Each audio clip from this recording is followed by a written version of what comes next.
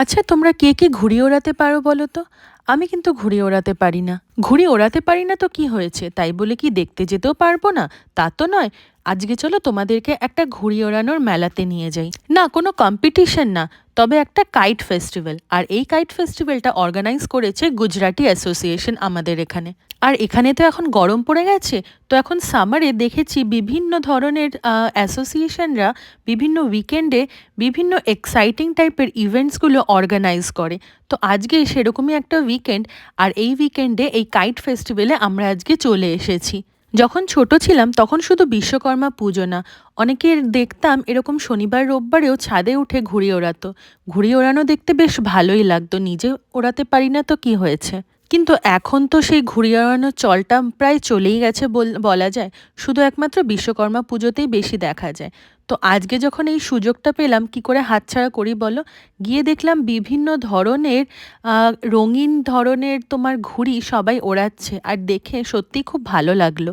পুরো ইভেন্টটা অর্গানাইজ করা হয়েছিল একটা বিশাল বড় মাঠ, যেটা আমার বাড়ি থেকে খুব বেশি দূরে না। আর উইকেন্ড বলে সবাই ফুল ফ্যামিলি নিয়ে চলে এসেছে পিকনিকের মতন। আজকের ওয়েদারটাও একদম পারফেক্ট ঘুড়ি ওড়ানোর জন্যে। সবাই ঢুকেই যে যার যার পছন্দ মতন কাউন্টার থেকে বিভিন্ন ডিজাইনের বিভিন্ন কালারের ঘুড়ি লাটাই কিনে যে যার যার মতন ওড়াচ্ছে।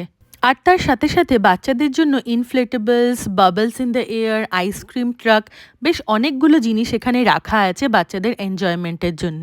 অনেকেই দেখলাম বাড়ি থেকে লাঞ্চ প্যাক করে নিয়ে এসেছে, এখানে বসে ফুল ফ্যামিলি দিব্যি একটা পিকনিকের মতন এনজয় করছে। সত্যি বলতে গেলে আমাদের এখানে উইকেন্ডসে এই ধরনের বিভিন্ন ধরনের এই ইভেন্টসগুলোই আমাদের এখানে সোশ্যাল এন্টারটেনমেন্টের কাজ করে।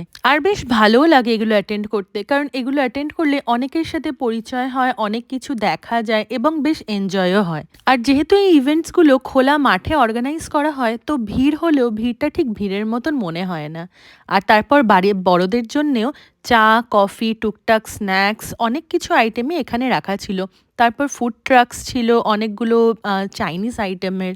আর তার সাথে সাথে চলছিল লাউড বলিউড মিউজিক, মানে একের পর এক লেটেস্ট হিন্দি গানগুলো ডিজে এখানে চালাচ্ছিল।